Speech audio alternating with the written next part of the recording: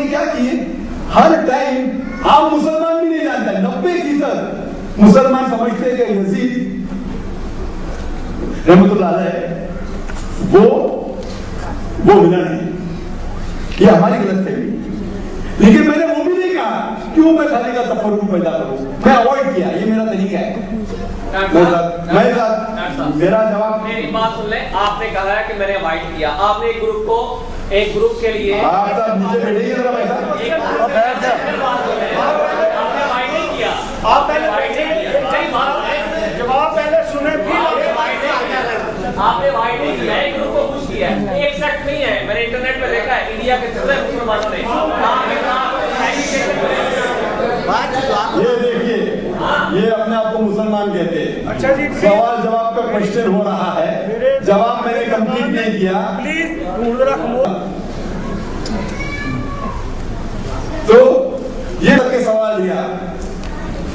کہ یزید کے بارے میں رحمہ اللہ، صحیح بخاری کی حدیث ہے محمد صلی اللہ علیہ وسلم کی کہ جو شخص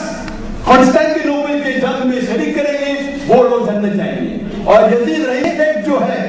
یہ سیکٹ بخاری کو نہیں مانتا ہے، وہ نہیں مانتا، اس کا مطلب میں نے مانوں، لیکن آپ اگر اللہ کے رسول کی بات میں نہیں مانتے تو آپ جائیے گا، میں تو اللہ کے رسول سے محبت کرتا ہوں۔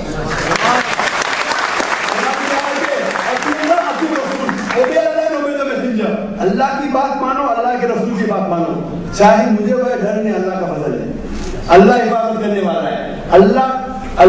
اللہ کے رسول نے بشارت دی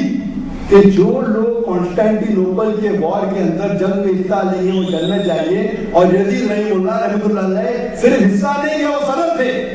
اور آپ تشریح پڑھیں گے ابن حجر کی آپ شرح پڑھیں گے صحیح بخاری کے، وہ جب جنت دیے کہ کیسے ان پہ لعنت ڈال سکتا ہوں، لیکن یہ گروپ جو ہے وہ لعنت دیتا ہے۔ افسوس کی بات ہے کہ عام مسلمان بھی ہر ٹائم جب تک وہ سمجھنے لگتے ہیں کہ یزید کو گالی دیتے ہیں۔ اسی لیے میں نے کیا کیا، میں نے فتوے لے کے باقی جگہ سے، اور میں نے یہ کہا، پھر میں نے واپس آ کے جتنے دارالعلوم میں اکثر دیوبند ندوہ سب لوگ خط لکھا، اہل حدیث جماعت اسلامی سب لوگ لکھا، میں نے کہا صحیح کہا، بولا رضی اللہ عنہ، میں اللہ بھی پیس دیتے، عام طور پہ صحابہ کو کہتے لیکن نان صحابہ کو بھی کہہ سکتے۔ یزید کے بارے میں اختلاف ہے، دیکھیے میں آ کے الحمدللہ بولتا ہوں، انٹرنیٹ پہ دیکھا، میں نے اس پہ ویب سائٹ پہ دیکھا، کیا دیکھا سارے حوالے کے ساتھ، تو لوگ کو غلط فہمی ہے کہ یزید نعوذ باللہ رحمۃ اللہ علیہ ان نے حضرت حسین رضی اللہ عنہ کا قتل کیا، ان نے تو قتل کیا نہیں، وہ خلیفہ تھے اس ٹائم، انہیں قتل کرنے کا حکم بھی نہیں دیا، انہیں گورنر تھا۔ اور کوفہ کے لوگ تو صحیح حدیث جب آپ پڑھیں گے، صحیح تاریخ پڑھیں گے،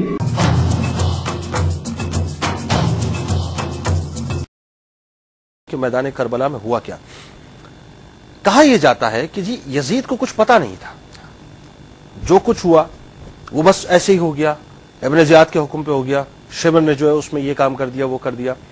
یزید کو تو معلوم ہی نہیں، اس نے تو یہ کہا تھا کہ جی ان کو پکڑ کے لے آؤ۔ یہ بھی ایک استدلال آتا ہے کہ اس کو کچھ معلوم نہیں تھا، اس نے تو صرف اتنا کہا تھا کہ وہ جہاں ملے ان کو پکڑ کے میرے پاس لے آنا۔ تو کیا ایسا کچھ ہوا تھا؟ یہ بڑی فرسودہ روایت ہے، اور اس کو جو پڑھتا ہے تو وہ اس کی سند کو ثابت بھی نہیں کر سکتا، ٹھیک ہے نا۔ جبکہ ایک طرف اجل علماء اور یہ عجیب بات ہے کہ ایک جھوٹ منسوب ہو جائے، ایک جھوٹ مشہور ہو جائے،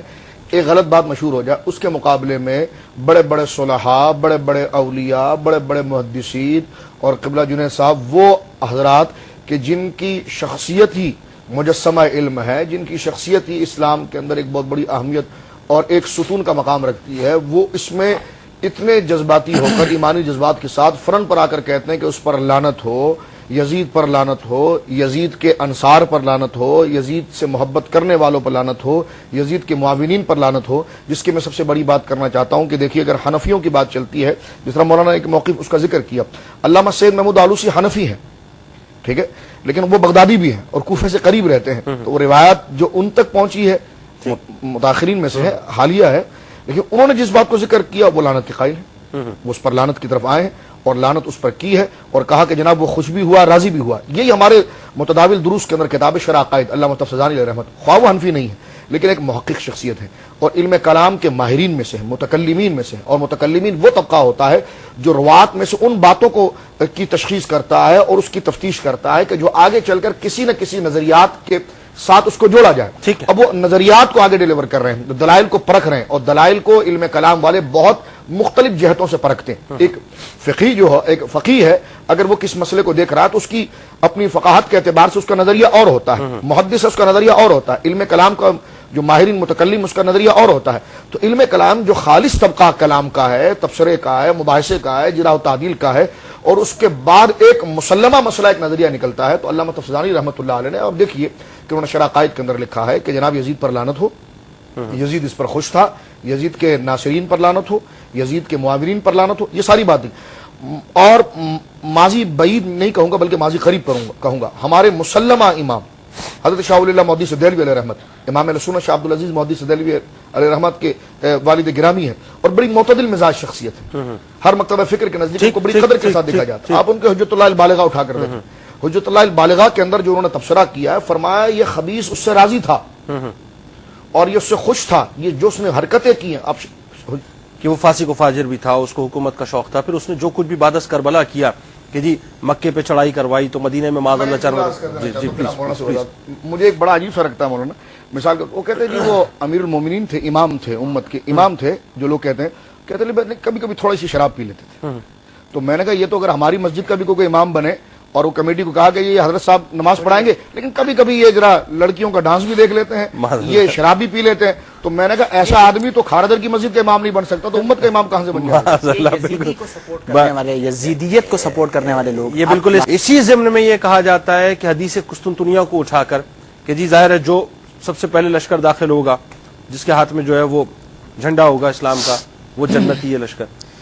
اب یہ دو تین باتیں ایک ساتھ میں چاہتا ہوں ذرا سا وضاحت سے بات کریں. شہزادے امام حسین ہیں، یزیدیوں کا شہزادہ یزید ہو سکتا ہے.